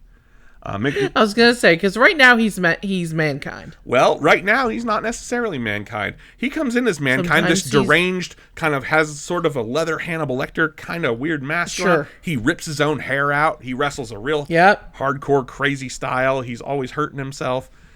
He squeals like a pig. He's a crazy person. And then at some point in 97, we get these pre-taped videos with him sitting down with Jim Ross for interviews, in which we actually get to know like Mick Foley, and it shows actual home movies of Mick Foley like pretending to be a wrestler as a kid. Yeah. And all of this turns the crowd into Mick Foley fans. They're starting to really love old Mankind. The real life story of how he was like, when I was a kid dreaming about being a wrestler, I wasn't dreaming about being some freak. I was dreaming about being Shawn Michaels. I wanted to be the ladies' man. I wanted to, and I had a character, and they show the old home movies. I had a character, and that character's name was Dude Love, and his whole thing was, I'm a groovy loving, like a free love like ladies 60s. Man, like kind of 60s hippie, like all the ladies love Dude Love. Well, now we're going in a direction where there are multiple Mick Foleys. We have Mankind, and now we're going to have Dude Love. We get the actual introduction of the character Dude Love, and then we're going to bring back his old character I mentioned, Cactus Jack. I am looking up Dude Love as we speak. Dude Love. Oh, wow. Like, this is a ladies' man, apparently? Well, it was kind of tongue-in-cheek. It was, he's very the idea is, this is one person who has like 3 personalities basically. I gotcha. He has like the crazy psychotic Mankind. He has this like swinging 60s ladies man character, and then he has Cactus Jack, who's like the he loves violence Jack. And all that stuff. They bring that back into it eventually. So he will be playing multiple characters going forward depending on the night or the story, and he's just so good at it. Oh my God. And fast forwarding way past what we're going to talk about today. Way past what we're going to talk about today in the 1999 Royal Rumble. Mick Foley enters 3 times as each character. Oh my God. And still manages not to win it. That's a bummer. That's a shame. All right, so here's the last thing. I know that these episodes are going long, and I apologize, but here's the last thing we want to talk about. There's only one really logical place where we can end this conversation, and that is the Montreal Screwjob. The 1997 Survivor Series is about one match and one match only, and that's Shawn Michaels versus Bret Hart for the championship. As we have talked a lot about, the real-life animosity had really boiled over. Yeah. At this point. So after losing at WrestleMania 12, as we said, Bret had entertained an offer, a $9 million offer from WCW. Damn. Mm-hmm. However, he ended up not taking it because of the aforementioned 20-year contract that the WWF offered, and it was sort of done as an expression of mutual loyalty. It was sort of like, I will be loyal to you and I won't go to WCW, and them telling him we value you and we want you here, and we will set you up for the rest of your career. Yes. Fast forward like 8 months. By mid-1997, the WWF is in... While I'm talking about all of this great creative stuff that I love going on, the company financially is in the shits. Like, things are bad. Yeah. Vince McMahon goes to Bret Hart in the late summer, fall of 1997, and says, hey, you know that 20-year contract that we offered you and you signed like less than a year ago? I can't honor it. Oh my God. We can't afford it. We will not be here in 20 years. Yeah. Well, and at this point, Vince was there were already plans to take the company public, which wouldn't happen for another couple of years, but...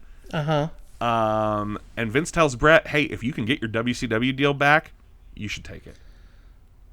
Oh, man. That's sad. And in real life, Bret Hart, who was the flag bearer and had been for years at this point, he was unhappy about the creative direction of the company, as we'd sort of mentioned. Controversial subject matter of the shows. Vince had pitched him various future creative plans, and Bret wasn't digging any of it. Yeah. In October, this is when Shawn tells Bret that he wouldn't return the favor, that Shawn wasn't gonna lose to him, and Bret Hart was like, well, if you're not gonna do it, then I'm never putting you over either. Fuck you. Yeah. Like, so you basically have the two biggest stars on the show, each saying, I will never lose to you. Yeah. And you can go fuck yourself, essentially. Right. November 1st, 1997, Bret Hart signs a deal with WCW. Oh man! Scheduled to begin, but nobody knew this yet. No, it was public knowledge. I mean, really? Yeah, I mean, the writing was on the wall. Bret was going to WCW. Bret was unhappy.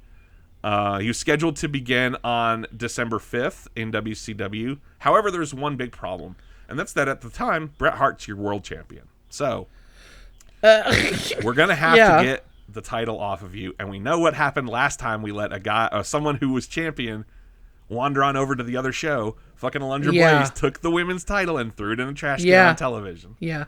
So we need to get the belt off Bret. Well, Bret refuses to lose to Shawn Michaels, especially in Montreal, where the Survivor Series is taking place, because they'd had this whole Canadian versus U.S. storyline going on. Bret Hart it's wonderful. Bret Hart is, he's a heel in America, and in every other place in the world, he's a babyface. That's so funny. It's so good. So and they had a ton of Canada shows that summer. So it was like, depending on the show, Bret Hart's your conquering hero champion. You come the next night to the U.S. and he's getting booed out of the building. It's amazing. It's amazing how they were able to pull it off. So essentially, Bret's refusing to lose. You have this main event is Bret Hart versus Shawn Michaels. Vince wants the title back on Shawn. And Bret's saying, I'm not going to do it. I'm not going to lose to him because he said he wouldn't lose to me. I'm not going to do it in Montreal. I'm not going to do it in my home country where I'm the hero. And he proposed several alternatives. He's like, I'll drop it. We could have like a schmozzy finish, and I'll drop it the next night on Raw to... He's like, I'll drop it to Steve Austin. I'll drop it to Ken Shamrock. I'll drop it to whoever. I'm not dropping it to Shawn. Then you can do whatever the hell you want with it. I don't care. Yeah, exactly. So...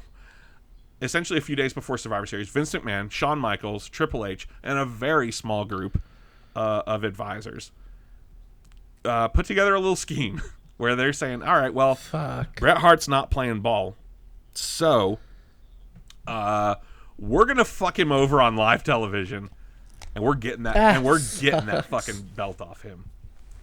So they, right before they go through the curtain, they tell someone, Vince probably, tells Earl Hebner, the referee, when I tell you to ring that fucking bell, you ring that bell. This is real life too. Like this blending of fiction and reality. Exactly. This is probably the most notorious event in the history of the WWF. They have their match, and at one point, Shawn Michaels puts Bret Hart in the sharpshooter, Bret Hart's own submission move, and Earl Hebner immediately calls for the bell. Vince McMahon is at ringside. He goes over to the timekeeper, who had no idea what the hell was going on. No one else has any idea what the hell is going on, and says, ring the fucking bell. He grabs the belt. Shawn Michaels acts like he doesn't have any idea what the hell just happened, despite the fact that he was in on it. Oh, sure. He was in on it. Earl Hebner, the referee, fucking bolts because he's like, Bret's my friend, and you just like put me on the spot and made me fuck him over. Yeah, exactly. After I specifically told him that I'd have his back if they tried anything. Oh, shit. So the show abruptly ends. After this, Bret Hart on camera spits at Vince McMahon, spits in his face. Basically tells him to go fuck himself. And then they rush Shawn Michaels on, like, get the fuck out of the building. Get out of it's like a heist almost. They're like, get out. You need to go. Yeah. Yeah. And Bret Hart is left in the middle of the ring. They're off the air at this point, but the cameras are still running. Yeah. You know, he's pissed the fuck off. He goes to ringside and starts smashing monitors and throwing shit. He signs the letters WCW in the air to the fans, like this is it. Like, I'm going to WCW. Goodbye. Yeah. This would be the last time Bret Hart appeared on WWF television until 2010. Wow.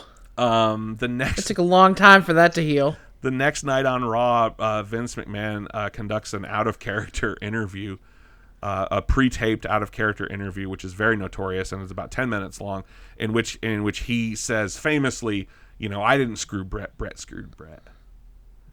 And this is the beginning of the Mr. McMahon character. This is the beginning of them not only acknowledging that Vince McMahon is the owner of the company on television, but the delineation of the real Vince McMahon and this evil Vince McMahon character, because people saw what he really did in real life. Yeah. And it was not popular. And they used that. So they decided it was like a character. Yes, they decided, well, there's no one in this company that is more hated right now than Vince McMahon. So let's pretend this is a character and not actually who he is. And the Mr. McMahon character, like all great wrestling heels, is an exaggeration of who the person really is. But it started out. Real. Yeah. It starts out real. And this is the beginning of the most successful storyline in the history of WWF, which is Stone Cold Steve Austin versus Mr. McMahon, which we're not going to talk about now because now we are on the brink of the Attitude Era. So where are we now? We are at the end of 1997, and we are at the end of this long-ass episode. Thank you for sticking with us. Bret Hart, the flag bearer for the show, is out of the company in the most controversial fashion you could imagine. He is really gone. Shawn Michaels is the new champ. However, Shawn Michaels, unbeknownst to a lot of the fans at this point, is working severely hurt, and within the next couple months is going to be forced into retirement. For the first time. For the first time. I was gonna say, surely he doesn't stay in retirement. He stays retired for 4 years. Does he really? Yes, but we'll get there eventually. Yeah, we'll get there eventually. I mentioned maybe the creation summer. of the Mr. McMahon character and the beginnings of the Attitude Era and the feud with Stone Cold Steve Austin. Stone Cold at this point, he's ready for the main event. Despite the broken neck, despite the fact that he has been able to kind of recover from that, probably more quickly than he should have. The Rock is the Intercontinental Champion. He's gaining steam. Interesting. And during all of this, they're getting their ass kicked in the ratings by WCW. Through all of this, they are consistently every week. In fact, for 83 consecutive weeks, they lose the head-to-head Monday Night Wars to WCW. Damn. But in December of 1997, Vince McMahon cuts a very famous promo, a pre-taped promo, where he essentially just breaks kayfabe and is like, we are through with our childish storylines and characters, and we want you, the audience, to know that we respect you, and you're probably sick of getting your intelligence insulted. So we're going to bring some attitude and all this into the company, and this is the beginning of what we would call the Attitude Era, and the WWF is about to begin to embark on the most successful run that they have ever had. Surpassing even the 80s wrestling boom with Hulk Hogan. So, I was going to say, even including that, that's crazy. So, we have officially bridged the gap between the Hulk Hogan years and what is about to happen, which is this explosion in popularity of wrestling across the board. WWF and WCW. It's everywhere. Yeah. It's everywhere. And now we're at the precipice of that, and things are about to pop off, as the kids say. About to pop? Oh, they're gonna pop off. God, they're gonna pop off. Well, damn. Well, that was a lengthy episode, but it was necessary to end out New Generation. Look, I figure you can see, we do these wrestling. We do wrestling episodes like once a year. Sure. I gotta talk about it when I can talk about it. That's true. But you could see this could not have been one episode. No way could this have been one episode. No, that was the original plan. Yeah, can you believe that? Like a Dan Carlin podcast. I would love a hardcore history-esque podcast about the new generation. I was going to say hardcore history. That's kind of what I've been doing. It's kind of what you just did. But I sincerely hope that you and all of our listeners have enjoyed this. I really do. The new generation. And I've learned a lot. Holds a special place in my heart. Wrestling in general obviously holds a special place in my heart. But particularly this time period, this was the height of my fandom as a kid. It's ridiculous. It's often stupid. But it's also full of some of my absolute favorite characters and favorite moments that have ever happened in wrestling. And it's to me, so much of this stuff is timeless, Well, before we wrap this up, is there anything else you'd like to say? You yourself just went to a wrestling event. I did. And I'm going to another one here in a couple weeks. And he's going to another one. And so Blue Bard Cage, which is your all wrestling podcast, yes, is back at it. You guys are making regular content now. Is that right? We're back at it like a crack addict. And yep. Yes, Blue Bard Cage is my other podcast that I do with some pals. We are always talking about wrestling over there, so you can find it wherever you found this podcast if you just need more of me talking about wrestling in your life. And if you don't, I understand. No offense taken. I honestly, I don't remember what our next episode is about. I feel like we've been in the wrestling zone for a while. Well, I'm obviously not going to tell you all what our next episode is, even if I did remember it. But I don't remember it. And I'm going to have to look at our notes to see. Don't worry. We got some good stuff coming up. Yeah, we are leaving the wrestling in the rearview mirror for the moment. And when we return to the wrestling sphere, we'll pick up with the Attitude Era, I imagine. That's right. But we're going to move on to some other stuff. So I really do hope you've enjoyed this. If you did enjoy it and want more wrestling talk, check out Blue Bard Cage. We were our latest episode, we talk about Forbidden Door, which we were all in attendance for.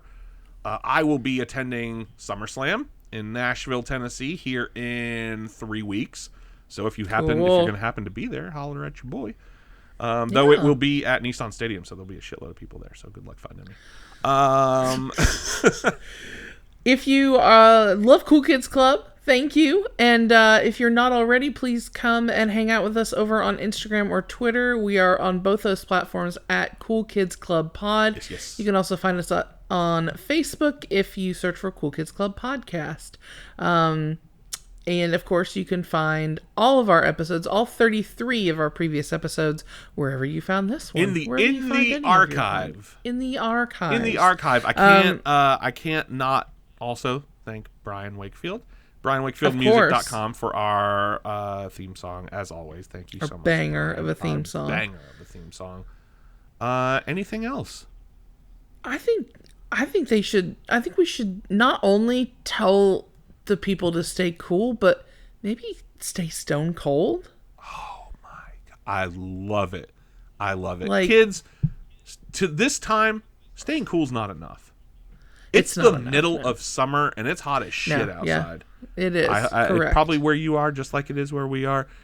Yeah. Don't just stay cool. You should stay stone cold. I love it. That's right. Stay stone cold, guys. And we'll see you next time. Oh, hell yeah. What to wear. You think that you're better? Well, you better get ready. Bow to the masters. Break it down.